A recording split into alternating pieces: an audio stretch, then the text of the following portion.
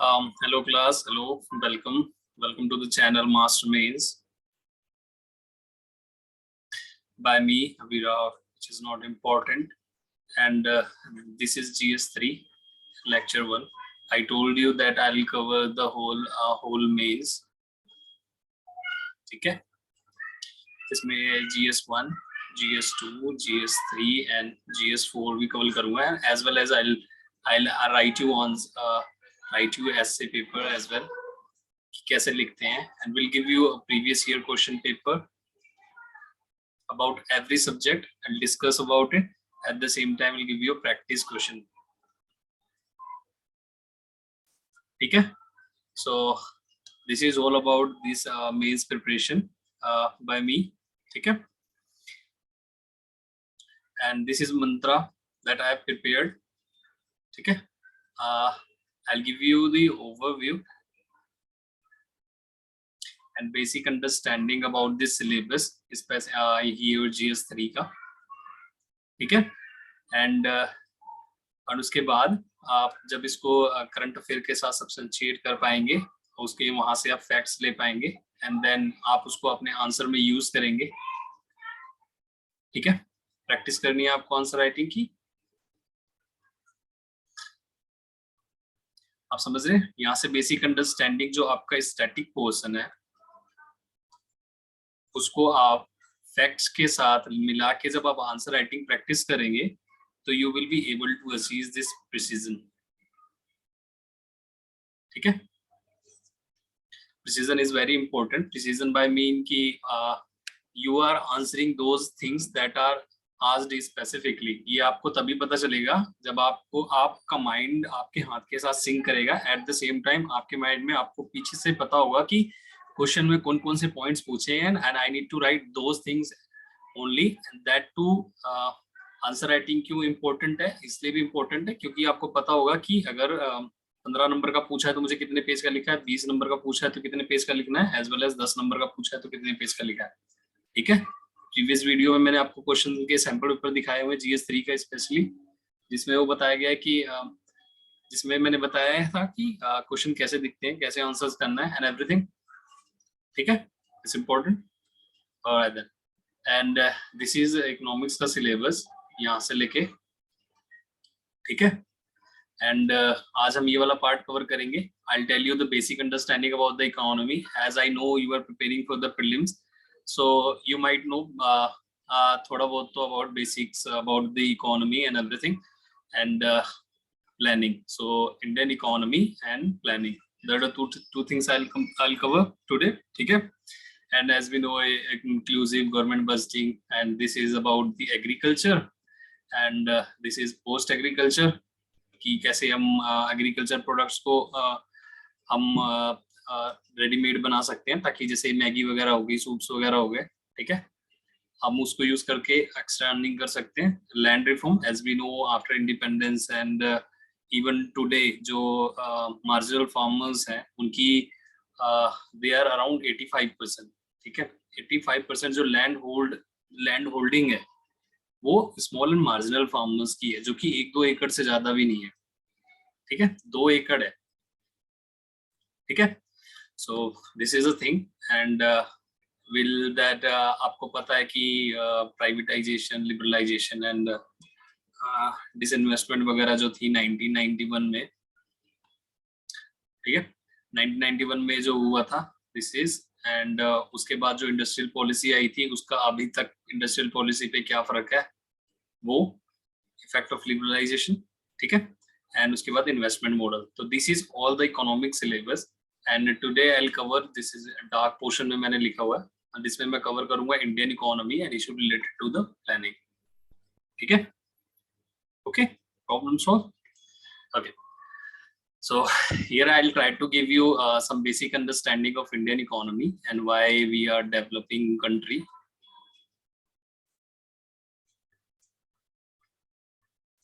Why we are categorized as a developing country, not a developed country. ठीक है? The reason is where at the same time also कि what are the characteristics, what are the salient features that we are developing countries. At the same time India की वो unique बात जो है, जो जो फीचर्स है इकोनॉमी के वो will discuss. As we know it's a mixed economy, ठीक है। ऐसे जैसे हमें पता है कि एक कमांड इकोनॉमी होती है जिसको सोशलाइजिंग भी बोलते हैं, सोशलाइज्ड इकोनॉमी, और एक कैपिटलिस्ट इकोनॉमी होती है, और एक मिक्स्ड इकोनॉमी होती है। This is the basic thing. और भी तरह की होती है but you don't need to know, ठीक है। ऐसे 3 तरह की इकोनॉमी होती है अपनी। इसमें क्या होता है कि ये लिबरल होता है, जिसमें लिबरलिज्म का फिलोसफी काम करती है, जिसमें कहा जाता है कि आप गवर्नमेंट को ज्यादा इंटरफेयर करने की जरूरत नहीं है बिजनेस में, and neither government need to do business, ठीक है। गवर्नमेंट का काम नहीं है business, government should be enabler, ठीक है। एंड सोशलाइजिंग में क्या होता है, जितने भी मीन्स ऑफ प्रोडक्शन होते हैं एंड एवरीथिंग गवर्नमेंट खुद कंट्रोल करती है। जैसे यूएसएसआर था, ठीक है। अब before disintegration USSR was doing industry, USR doing everything, ठीक है। एंड इसका एग्जांपल होगा आपका USA and mixed economy be yourself, जहाँ पे प्राइवेट भी होते हैं साथ में गवर्नमेंट भी होते हैं। जैसे कुछ इंपॉर्टेंट सेक्टर है जहाँ पे गवर्नमेंट अलाउ ही नहीं करेगी, जैसे एटॉमिक हो गया, ठीक है। ऐसी बहुत सारी चीजें। एंड एज वी नो कि एग्रीकल्चर बेस्ड इकोनॉमी है इंडिया, ठीक है। ओवर पॉपुलेशन है इंडिया में, इनकम डिस्पैरिटी है। एग्रीकल्चर जो है 53% ऑफ इंडियन पॉपुलेशन को जॉब देता है। देखो आयरनी ये है कि 18% से 21%, रिसेंटली 2021 का डेटा है कि after pandemic we have seen the rise of unemployment and that goes to the agriculture sector, ठीक है। तो क्या होता है कि मेजर जो पॉपुलेशन है आपकी 21%, जो जीडीपी में जिस एग्रीकल्चर का कंट्रीब्यूशन सिर्फ 21% है, ठीक है। लेकिन एम्प्लॉयमेंट कितने लोगों को देता है वो 53% से ज्यादा लोगों को एम्प्लॉयमेंट देता है। यहाँ पे गलत लिखा है इसको, ठीक है। And over population, as we know कि इंडिया की पॉपुलेशन ग्रो करी जा रही है, but as a you are civil servant you should know कि इंडिया की पॉपुलेशन ग्रो कर रही है, वी नो। जैसे अभी के डेटा के हिसाब से it is 1.4 billion which is 140 crore, ठीक है। एंड ऐसा एस्टिमेट है कि 60 तक 2060 तक इंडिया की population 1.7 billion which is 170 crore के आसपास जाएगी मैक्सिमम। जैसे जैसे ये ग्राफ है, ये यहाँ से पॉपुलेशन ग्रो कर रही है, ग्रो करते हुए जो मैक्स वाला एरिया उसके बाद से जब पॉपुलेशन देखो जो ये है 2560, और यहाँ पे पॉपुलेशन है आपकी 1.7 बिलियन, ठीक है। ये आपका ग्राफ है। पॉपुलेशन बहुत ज्यादा है, income disparity as we know कि 1% जो पॉपुलेशन है वो 53%, ये आपका चेंज होता रहता है। आप फिगर्स में मत जाइए, बस इतना याद रखिए कि इनकम डिस्पैरिटी है, ओवर पॉपुलेशन है, एग्रीकल्चर बेस्ड इकोनॉमी है because most of the employment are in agriculture, ठीक है। एंड मिक्स्ड इकोनॉमी है। एट द सेम टाइम जो इंफ्रास्ट्रक्चर डेवलपमेंट है काफी बैकवर्ड है। एंड वो बैकवर्ड क्यों है, क्योंकि अभी भी 10% जो पॉपुलेशन है उनके पास इलेक्ट्रिसिटी ही नहीं है। सोचो, you are aspiring to be a super power where your population, जहाँ पे सैनिटाइजेशन की प्रॉब्लम है, जहाँ पे आपको वाटर की प्रॉब्लम है, इलेक्ट्रिसिटी की प्रॉब्लम है, how you can aspire to become a largest economy, how you can become a super power जब आपका अपनी पॉपुलेशन को ये बेसिक चीजें भी नहीं दे सकते, ठीक है। So Indian economy backward, Indian economy develop economy इसलिए भी है क्योंकि we have developing, we have infrastructure backward, we need more infrastructure and so that we can elevate the poverty. Market imperfection है बिकॉज ऐसा है कि ऑलमोस्ट 13% जो cost आती है किसी भी प्रोडक्ट को एक स्टेट से दूसरे प्रोडक्ट स्टेट में ले जाने में, उसमें कॉस्ट जो इंक्रीज होती है, जो आपका ट्रांसपोर्टेशन कॉस्ट लगती है ऑलमोस्ट 13% लगती है, जबकि डेवलप स्टेट में ये 7 to 8% ही लगती है, ऑलमोस्ट डबल लग रही है। तो आप देख रहे हैं, एक तो इस यहाँ पे कंजप्शन को इंक्रीज करने की जरूरत है, जहाँ पे आपको प्रोडक्ट को सस्ते देने की जरूरत है, वहां पे एक्चुअली में आपकी कॉस्ट इतनी ज्यादा है कि आप उसको सस्ता नहीं कर सकते। जहाँ पे कंजम्पशन नहीं होगा तो इन्वेस्टमेंट नहीं होगी, इन्वेस्टमेंट नहीं होगी तो डेवलपमेंट नहीं होगा। तो there is a market imperfection, ठीक है। ऐसा कहा जाता है कि प्रोफेसर रिगन्यू ने कहा था कि India is India India not our India only, and the country is poor because it is poor. बहुत अच्छा है। ओके, सो जो आउटडेटेड टेक्नोलॉजी है, ठीक है, as we are using outdated technology, and हमारा जो टेक्नोलॉजी और जो मैन्युफैक्चरिंग सेक्टर है वो उतना डेवलप नहीं है जितना होना चाहिए उसको, क्योंकि जो इंडस्ट्री है, इंडस्ट्री एंड कॉमर्स है, almost it gives you only 27%, only 27% contribution to the GDP, ठीक है, जबकि आपका सर्विस सेक्टर मोर देन 50% है, आपका जीडीपी में कंट्रीब्यूट करता है। 50 सर्विस सेक्टर में एक्चुअली आपको ये भी समझना होगा कि जो रिटेल्स होते हैं ना, होलसेल हो गया, रिटेल हो गए, बैंकिंग हो गई, टूरिज्म हो गया, ठीक है, एंड आपके ट्रांसपोर्टेशन हो गया, होटल्स हो गए, everything comes under the service sector. आप सर्विस सेक्टर को टिपिकल आईटी सेक्टर नहीं समझ सकते, सिर्फ आईटी सेक्टर नहीं होता है, बल्कि ये सब कुछ काउंट होता है उसके अंदर, ठीक है। Low capital formation, as actually I was saying कि आप जब आपकी कंजप्शन होती है, आपकी आपकी अगर इन्फ्लेशन ज्यादा है तो आप जितना कमा रहे हैं उतना ही खर्च कर रहे हैं, आपके कंजम्पशन में जा रहा है, ठीक है।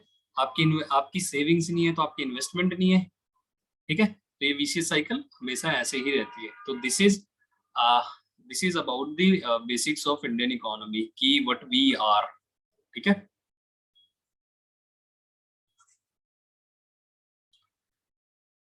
The next topic, as I वो टोल्ड यू कि हम जो आपको यह सिलेबस है, इंडियन इकोनॉमी मैंने बता दी, ठीक है। अब I will tell you about this planning and related to the issues, ठीक है।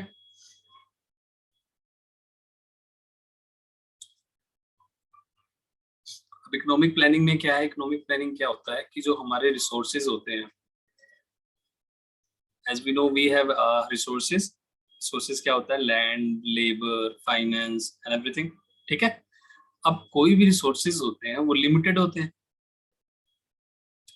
अब लिमिटेड रिसोर्सेज को इफेक्टिवली यूज करने के लिए यू हैव टू प्लान, ठीक है। You have to plan in that way so that you can use effectively, at the same time efficiently, at the same time we have to set the priorities, ठीक है। अब priorities कैसे हो गई, जैसे आपकी फैमिली है, कोई गरीब फैमिली होती है, ठीक है। अब एक ही ब्रेड है, अब एक ब्रेड है तो आप फैमिली प्रायोरिटाइज करती है कि जो बच्चा है हम उसको पहले दे दे, बड़े बाद में खा लेंगे, ठीक है। तो ऐसे ही अगर आपके पास रिसोर्सेज कम है तो यू प्रायोरिटाइज की, जैसे कोल हो गया, ठीक है। अब कोल का प्राइवेटाइजेशन में कि हम कोल का सबसे ज्यादा यूज क्या करेंगे, हम कोल के और भी यूज है लेकिन हम सबसे ज्यादा यूज करेंगे इलेक्ट्रिसिटी के लिए, ठीक है। And that too will give to the government discoms and everything, not to the private. So my point is, you have a resources, you have to plan in that way so that it can bring the maximum benefit. At the same time you have to prioritize कि वो हमें कहाँ पे use करना है, that's called economic planning, ठीक है। And in सब के अलावा economic planning should be sustainable, sustainable in the sense कि आप उसको एक्सप्लॉइट मत कीजिए, आप इतना यूज करिए ताकि फ्यूचर जनरेशन भी उसको यूज कर सके। सस्टेनेबिलिटी से आप एक चीज याद रखिएगा कि फ्यूचर जनरेशन के लिए भी सोचा जा रहा है, ठीक है।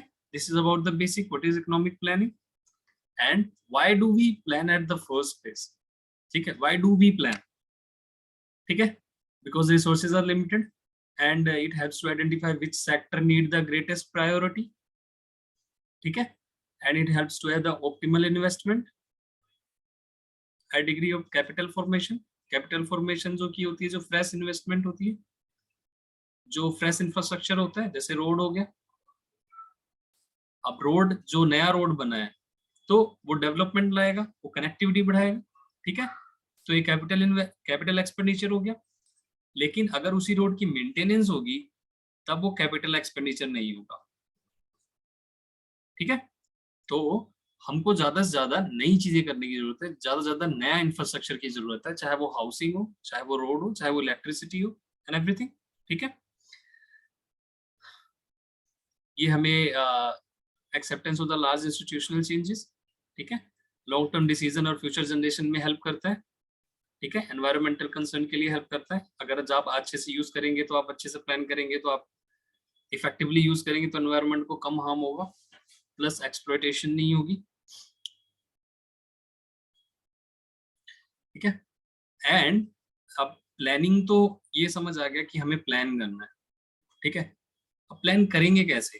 तो गवर्नमेंट ने क्या करा, एक नॉन स्टैट्यूटरी, ये पॉलिटी का पार्ट है वैसे तो, ठीक है, नॉन स्टैट्यूटरी, नॉन कॉन्स्टिट्यूशनल एक बॉडी ऐसी बनाई जो कि प्लानिंग का सारा काम करेगी रिसोर्सेज का, ठीक है। कब बनाई? 1950 में, ठीक है। 1950 में एक प्लानिंग कमीशन बनाया गया जिसका काम होगा प्लानिंग का। ये नेहरूवियन गवर्नमेंट ने बनाया था। उनका ये मानना था कि जो डेवलपमेंट है हम उसको जो भी डीएम होंगे और एसडीएम होंगे किसी डिस्ट्रिक्ट में, उनके थ्रू हम डेवलपमेंट करवाएंगे, ठीक है। ये उनकी ऐसी पॉलिसी थी। तो प्लानिंग कमीशन का क्या क्या फायदा हुआ? डेवलपिंग ऑफ एग्रीकल्चर, हम सब सफिशिएंट बन गए क्योंकि धीरे धीरे ग्राफ बढ़ा, धीरे धीरे आपने डेवलपमेंट में अच्छा किया। आपको पता ग्रीन रेवोल्यूशन था, व्हाइट रेवोल्यूशन था, बहुत सारे रेवोल्यूशन हुए। That was the planning that we come up, ठीक है। हमारी इंडस्ट्रीज डेवलप हुई क्योंकि जो 5 ईयर प्लान थे उसके अंदर हमने जो पहले के 2 5 ईयर प्लान थे उसके अंदर 25% हमने इन्वेस्टमेंट करी थी transportation and communication industry and जब मेहलनोविस मॉडल आपने पढ़ा होगा, ठीक है। एंड हमें पता है हमने सोशल इंफ्रास्ट्रक्चर करना है, ठीक है, इकोनॉमिक इंफ्रास्ट्रक्चर हो गया, ठीक है, capital formation, saving and investment increase करनी है। 11 5 ईयर तक 35% हो गया, ये रिसेंटली डिक्रीज हो गया था 27%। जब भी क्राइसिस होती है लोग एक्स्ट्रा खर्च करने लग जाते हैं, सेविंग कम हो जाती है। तो रिसेंटली ये 27% to 28% के अराउंड है, बट ये कीप ऑन चेंजिंग। बट आपको जिस्ट समझने की जरूरत है कि आपको आंसर में लिखने की क्या है, आप क्या क्या लिख सकते हैं। आपको आपको अपने आप को डेवलप ऐसे करना है कि आपको ये सारे पॉइंट्स, ये जर्नलिस्टिक पॉइंट्स हैं, आपको फैक्ट्स जो हैं वो आपको करंट अफेयर मैगजीन से मिल जाएंगे, ठीक है।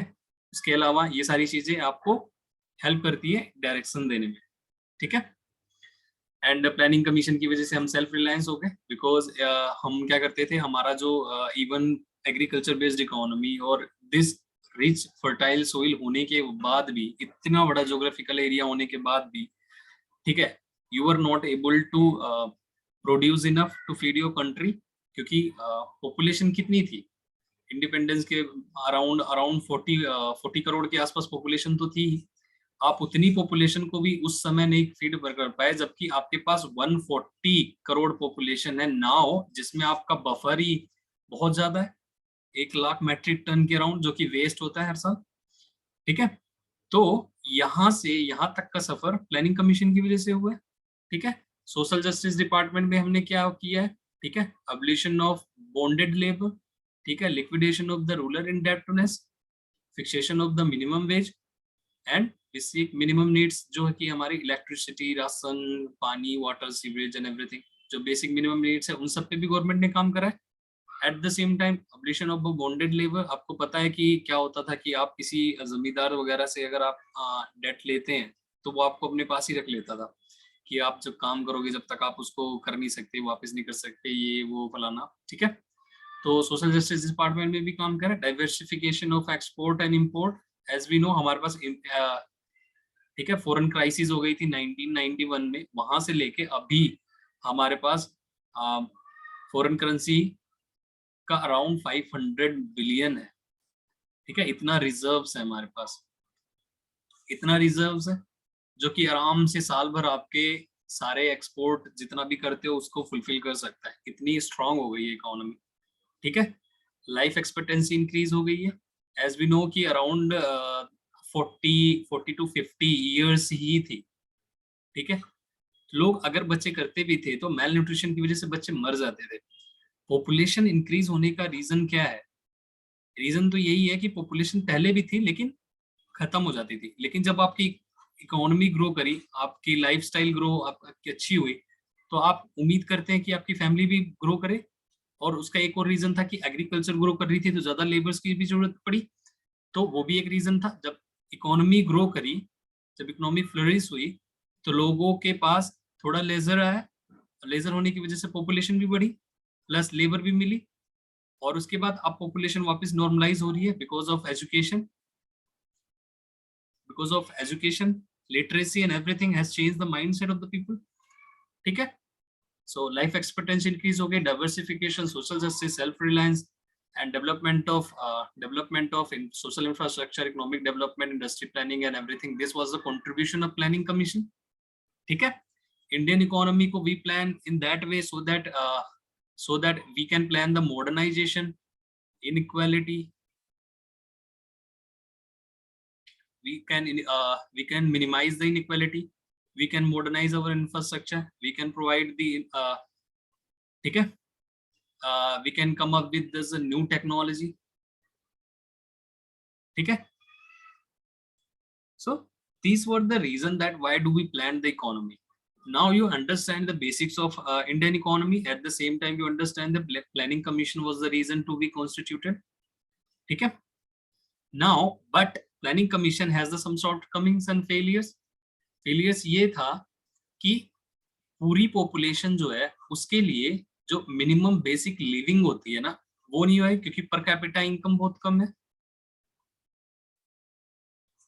ठीक है, आपको भी पता है आपकी कम से कम 27% पॉपुलेशन अभी भी बिलो पॉवर्टी लाइन है।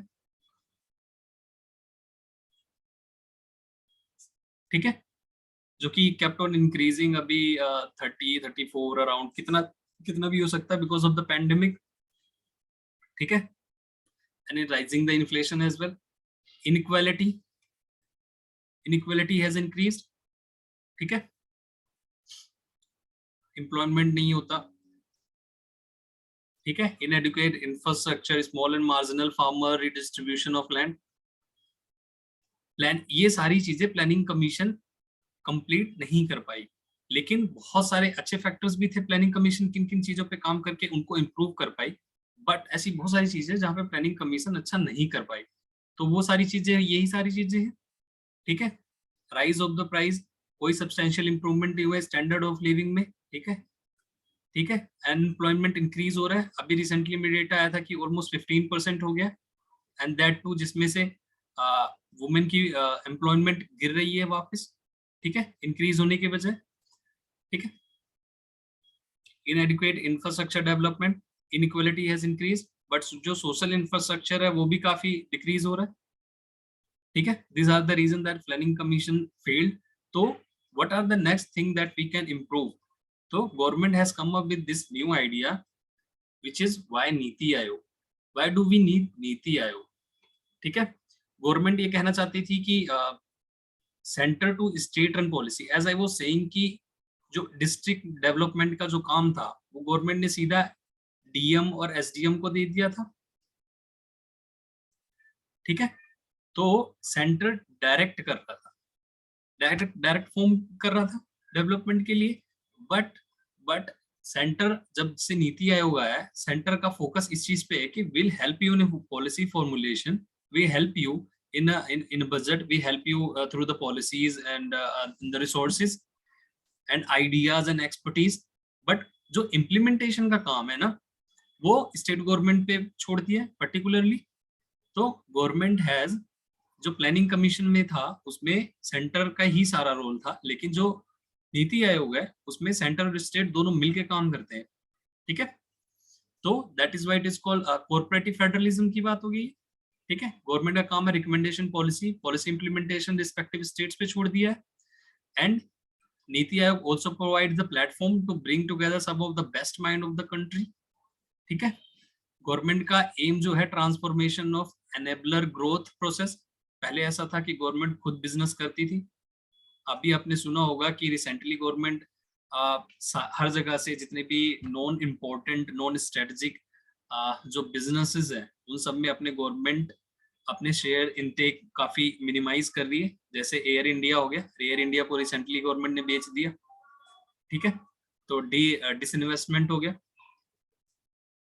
ठीक है, सो गवर्नमेंट वांट कि हम बिजनेस नहीं करेंगे, लेकिन हम बिजनेस में हेल्प करेंगे, ठीक है।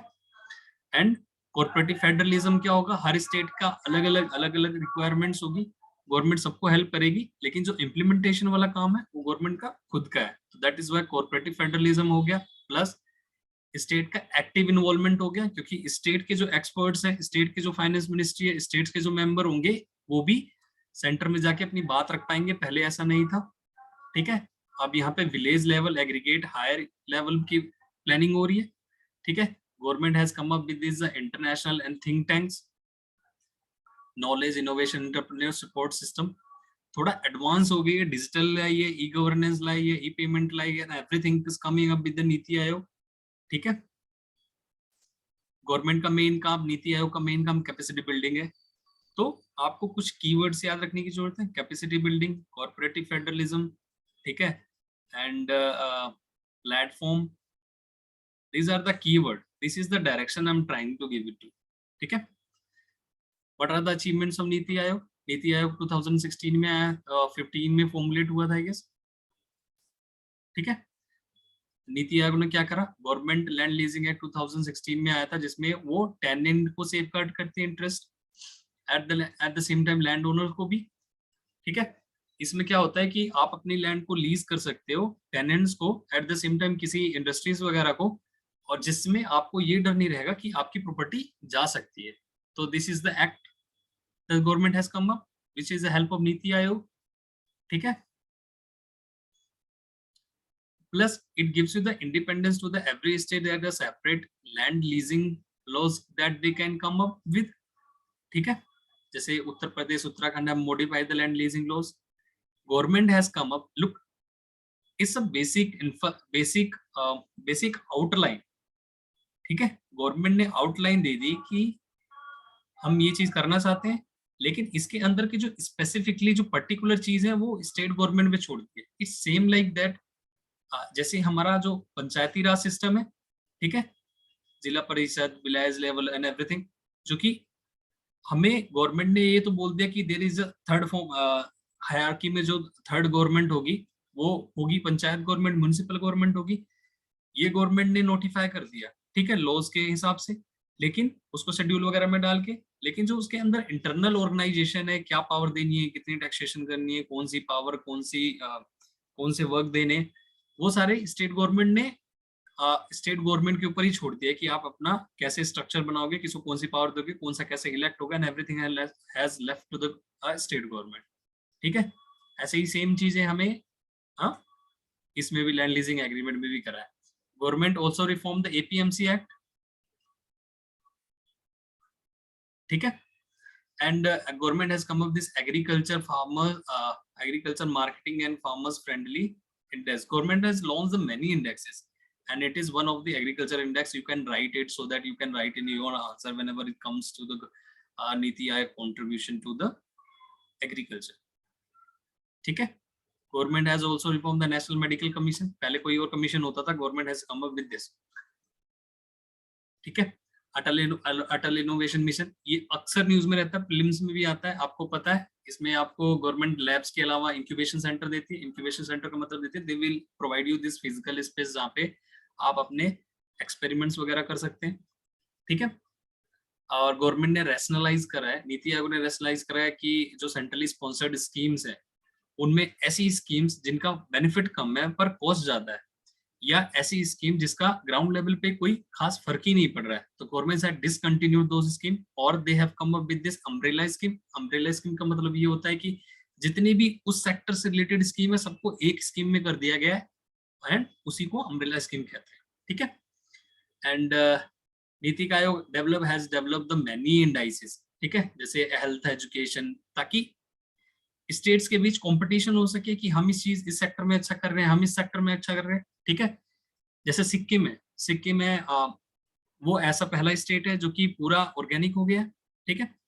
At the same time Indore ऐसी सिटी है जहाँ पे जो क्लीनेस्ट सिटी है, तो ये एक स्टेट को दूसरे स्टेट से कंपटीशन में लाती है। अगर आप इंडेक्सेस रखेंगे, आप बताएंगे इस स्टेट का ये अच्छा है, इस स्टेट का ये अच्छा है, इस स्टेट का ये अच्छा है, तो every government will compete to show to their electoral votes की हम एक्चुअली में अच्छा कर रहे हैं, ठीक है।